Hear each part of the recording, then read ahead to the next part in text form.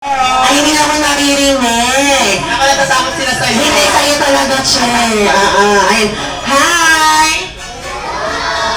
Hello! Ayan, narinig niya ako. Ayan, yan, kids. Ayan po. Kung paano nga po lalaro ng ating Jolly Town Tower, ano po si Ate Eloisa or Kuya Kurt na magtuturo po sa atin. Ayan, the Jolly Town Tower. Ayan, kids, makinig mo na, kids. Ayan, okay, kids. Okay, Kuya Kurt, okay, kay Ate Eloisa. Ayan, dyan ka na. Ayan, very good. Ayan. Ngayon naman po, ayan, si Kuya Kurt. Tihan, copy ka. Ayan, ayan po si Kuya Kurt po ayan dito sa ating harapan. Siya po ang magtuturo sa akin kung paano maglaro ng ating games. Ayan po si Kuya Kurt po may isang basket na may lamang tatlong bola. Ayan po. Pupunta naman si Kuya Kurt sa baso at ilalagay ang ating bola sa baso. Ayan. Very good. Patapos po ay pupunta si Kuya Kurt sa ating black chair na kung saan yellow and red.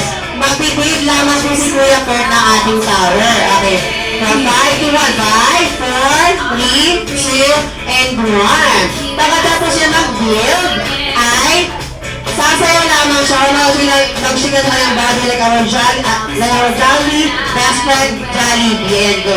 Ayan. Ganyan gagawin. Pagkatapos nun, babalik si Kuya Kurt, kukunin natin bola sa baso, ay nalagay sa basket. Ayan. Very good. Ayan. Bilisan mo! Ayan, sige. Ito po sinibigay. Ayan. Tapos gawin niya kasunod naman po ay siya naman po ang lalagay ng bola at pag-build ng tower. Kaya kids, na-gets? I think busy yung pinagdadala sa... Okay kids, naintindihan? Naintindihan? Okay kids. Naka-English yata silang lahat. Ito, para lahat, may English pa dito na bata? May nag-English ko? Ay, wala naman. Kasi baka kasi kung meron, PowerPoint ko na kasi baka mahirapan ko ako.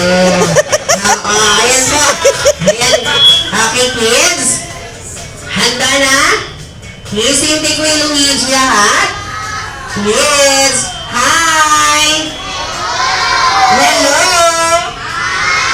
Ayan, ibig po sabihin na handa na kayo. Ayan. Okay.